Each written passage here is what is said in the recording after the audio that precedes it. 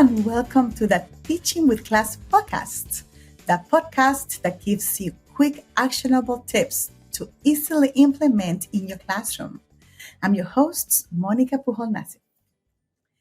Today, we are going to talk about curiosity to clarity, encouraging children to explain their thinking.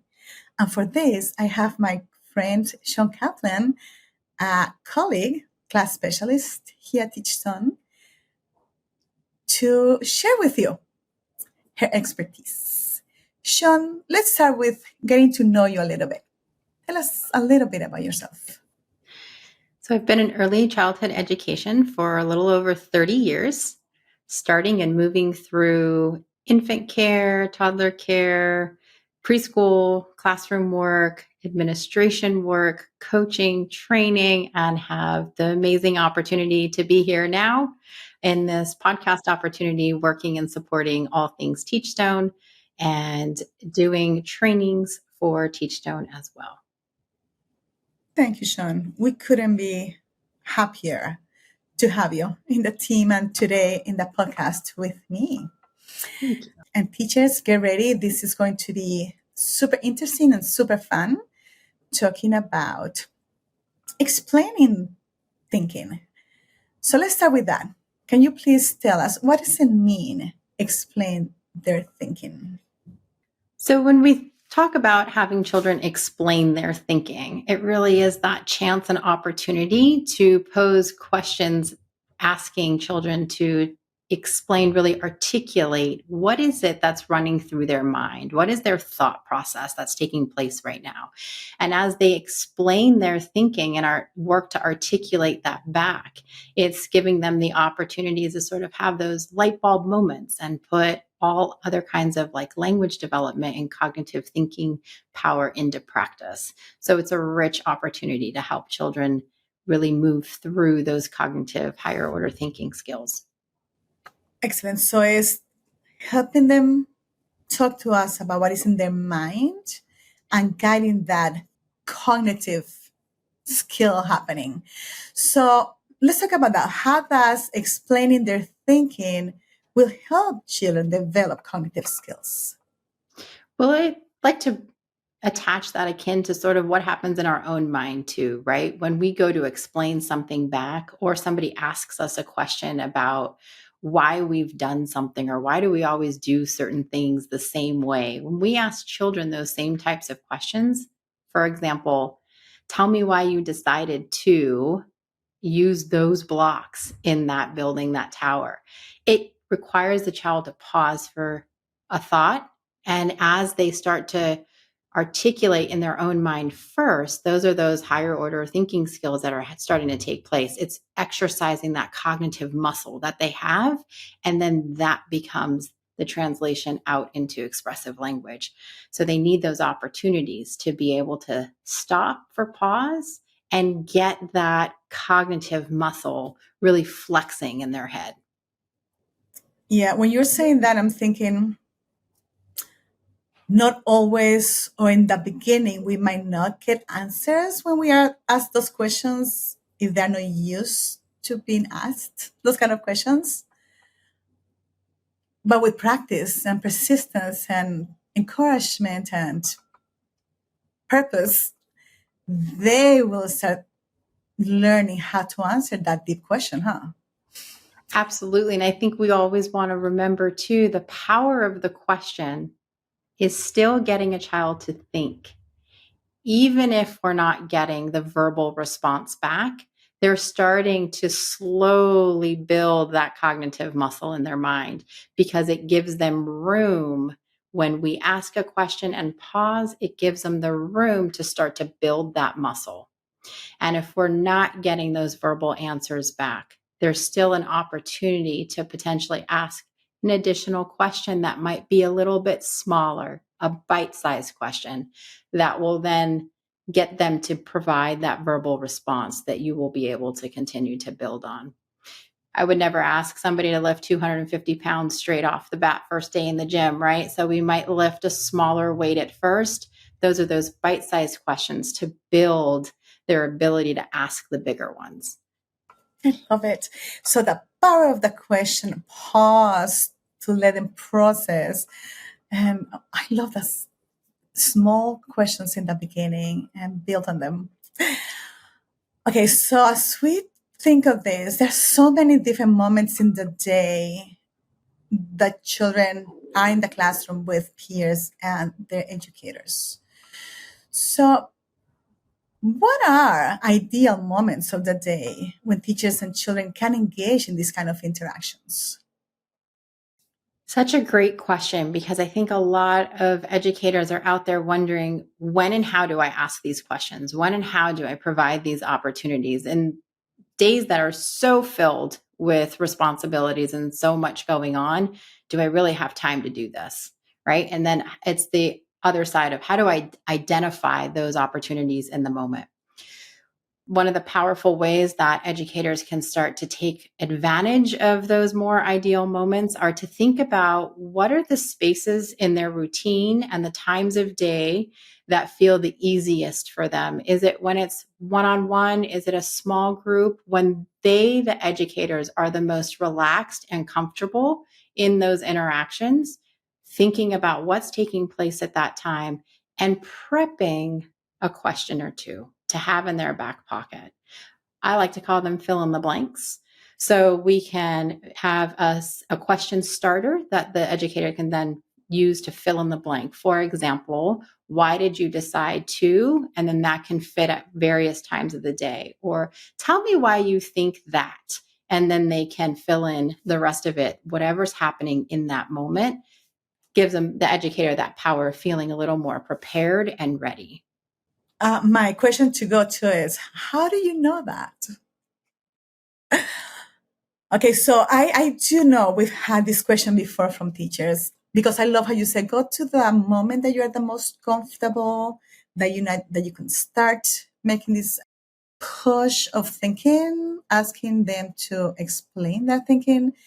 But they say, well, I don't have time to do that during lunchtime or during transitions. Can you think of explicit examples to give these teachers that are listening to us on this episode that they can ask during lunchtime and transitions? I love mealtime opportunity.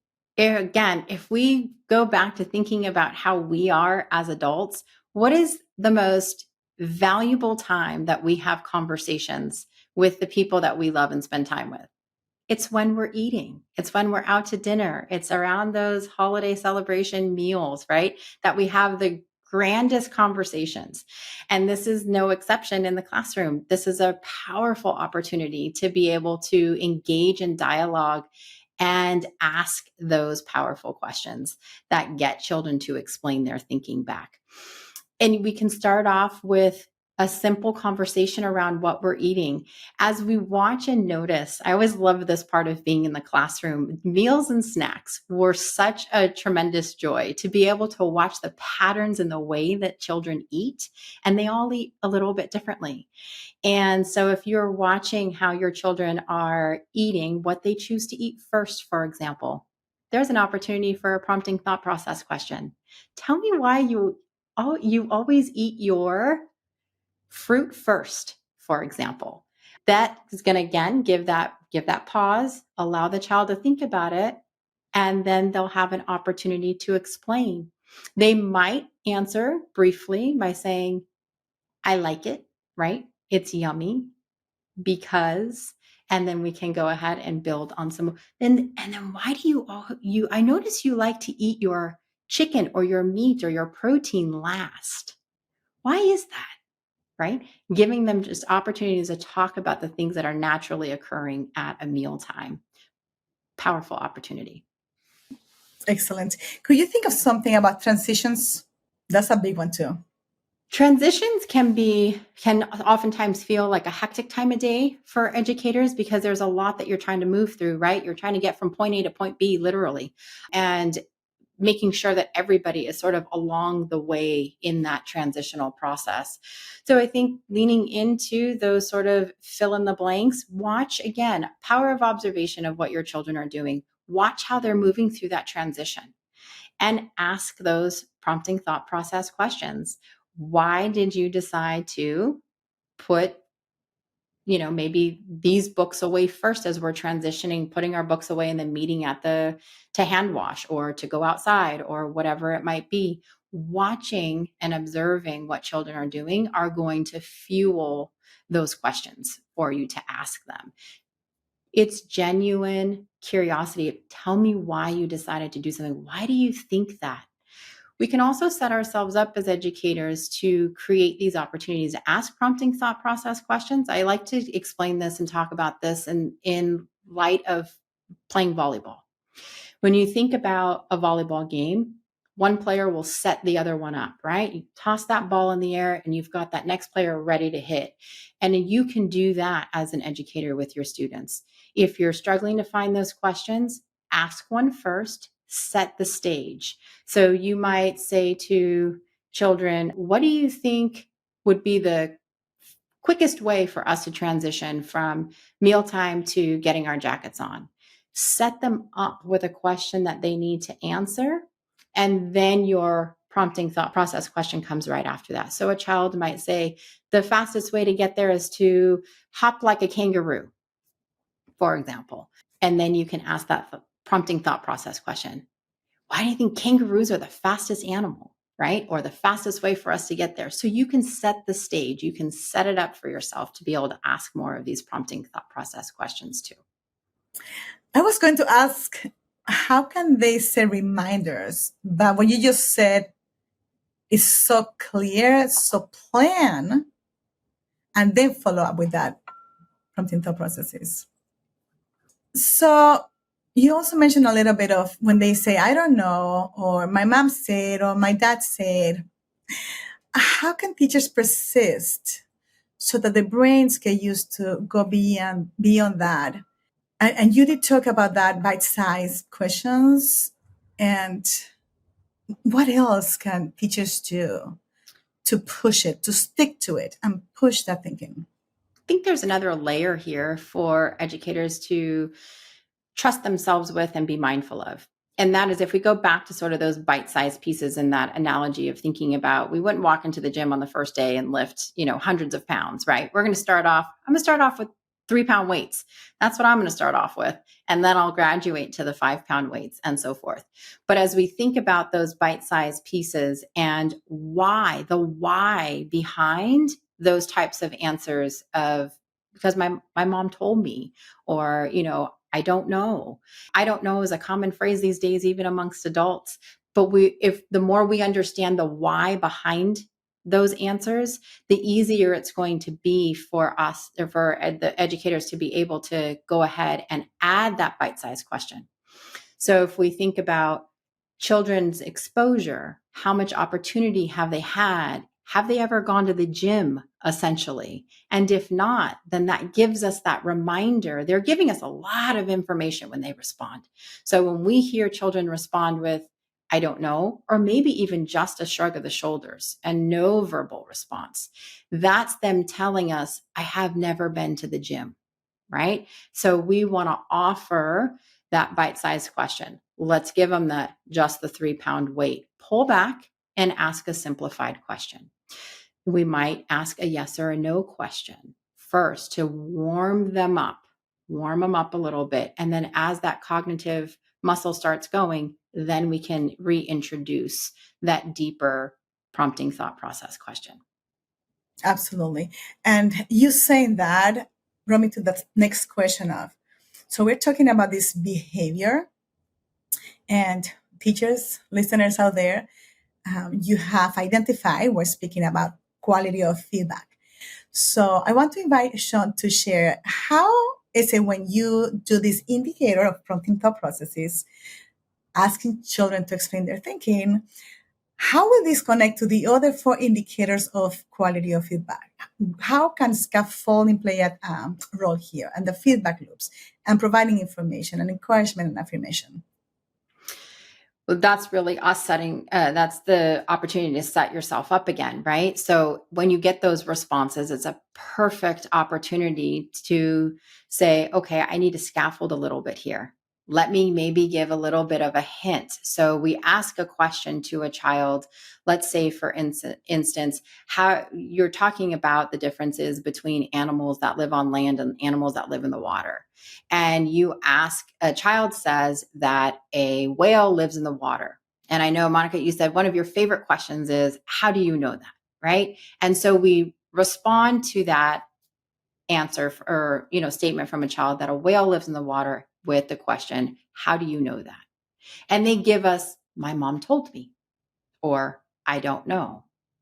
Then we can scaffold a little bit, and we might say, well, look at point to the chart of the pictures that we've had of all the different animals that live in the water versus on the land, and give them a little hint. What else does this whale have that's similar to all the other animals that are already in the water? A little bit of scaffolding, right?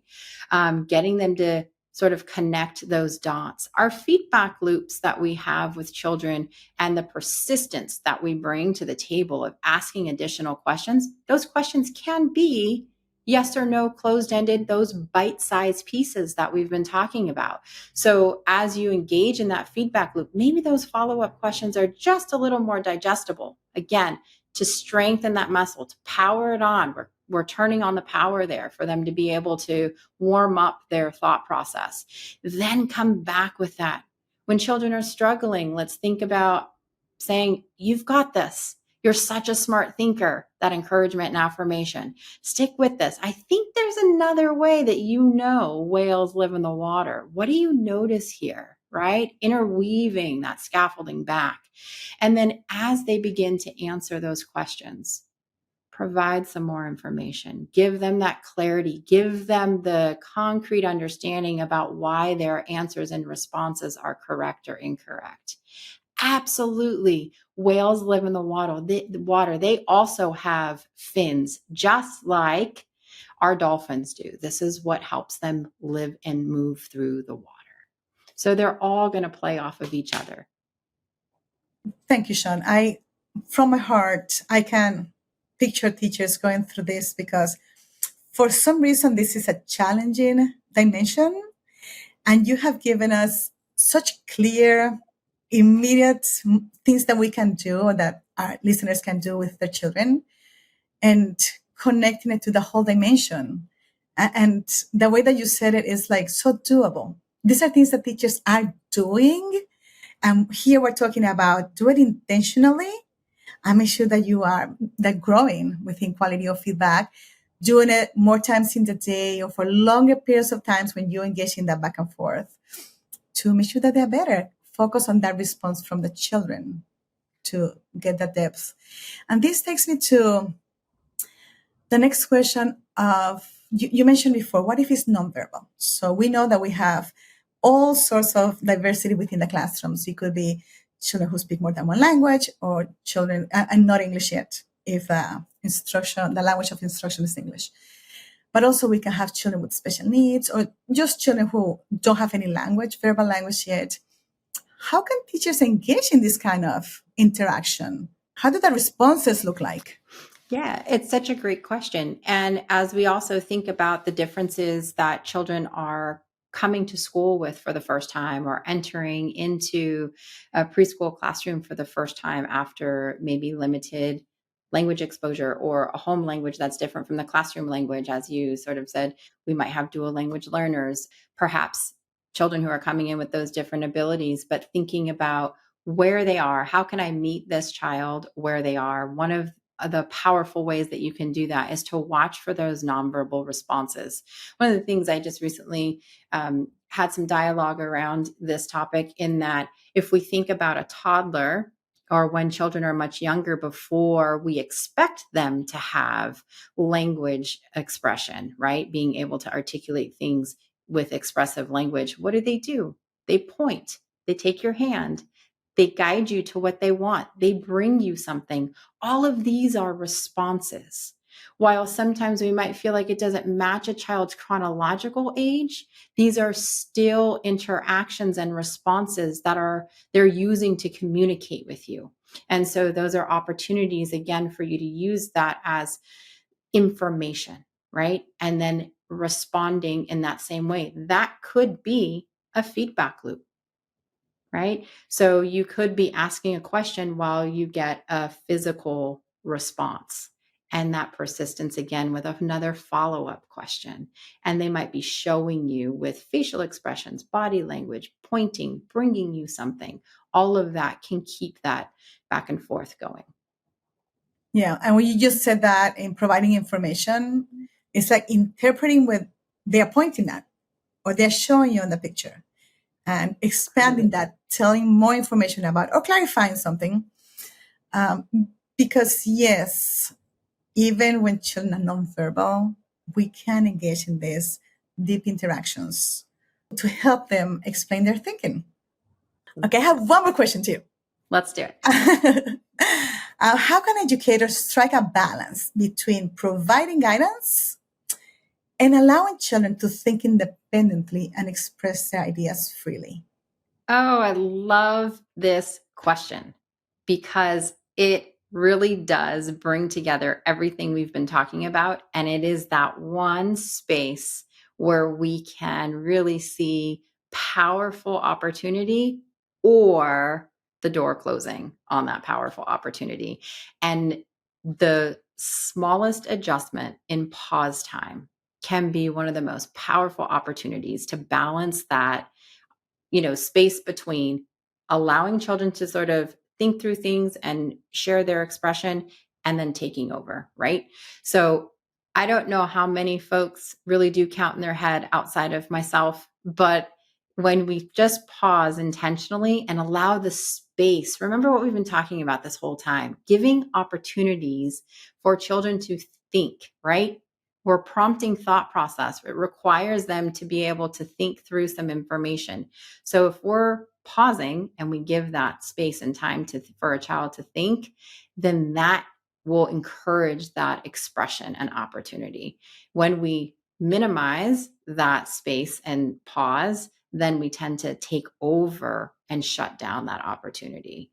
And it can be something as simple as an extra 3 or 4 seconds.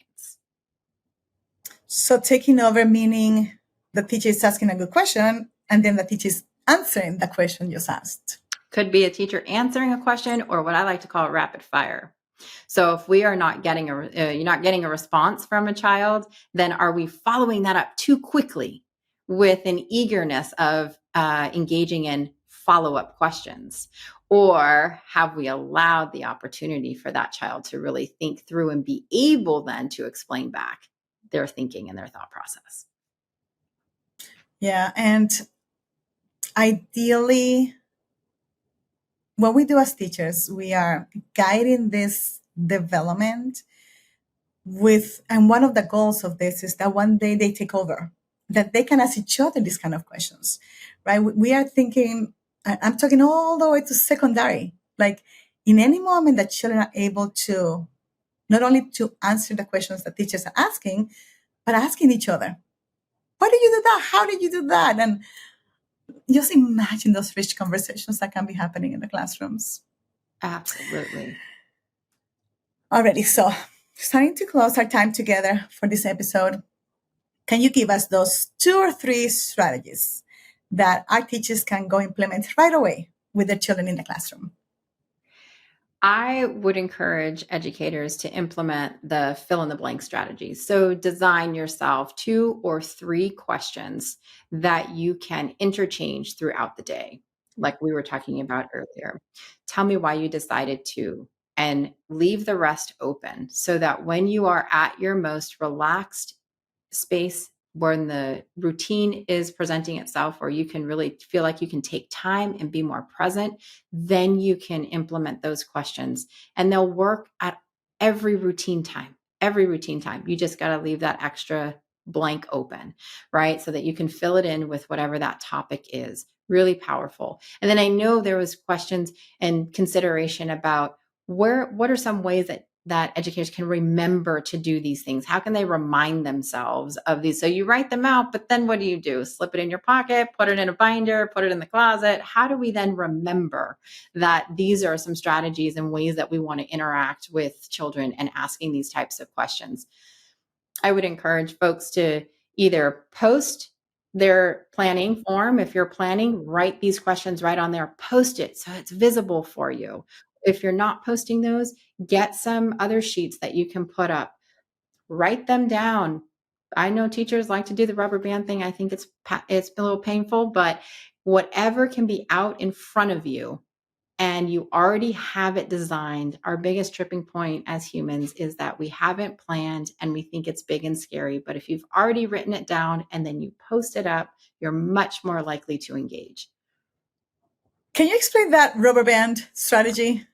There was a period of time, a lot of educators I was working with would wear a rubber band and they would pull it on their wrist like a little bracelet every time they remembered to do something or to remind themselves to do something. And so it's just that flick of the wrist literally on there, and just wearing something. It's like the little water counter beads, which suppose one could use also. If your goal is to ask 5 prompting thought processes questions in a day and you have the bead counter, you just roll it over. But having it there is in and of itself a reminder. Why is this here? Oh, right. I'm supposed to ask another question. Yay. Thank you, Shawn. Before we close, anything that was left out that you want to share? I think the one thing that I would love to add is just a little bit of encouragement for educators to give themselves a little bit of grace, just as we've been talking about giving children space and time and grace and help them take bite-sized pieces by asking those smaller questions. Give yourself that same opportunity. Start off somewhere. That's why I say start off in a time of day, in a format or routine where it feels the easiest for you, so that you can begin to also flex your own muscle of asking these questions. That is not, I always say, it is not about perfection, it's progress. Progress, not perfection. Take one of those quick little strategies of writing out those questions, giving yourself a reminder, and celebrate those small wins. You too will begin to strengthen your muscle and it will become easier and easier over time. Thank you, Shawn. Thank you so much for sharing your expertise with us today. Thank you, Monica. We're so happy to have you. And to all, you can find today's episode and transcript on our website, teachstone.com/podcasts. And thank you, Architects of the Mind, for sharing your love and wisdom with the children of the world and for being here to add to your box of wonders. See you next time. Bye-bye.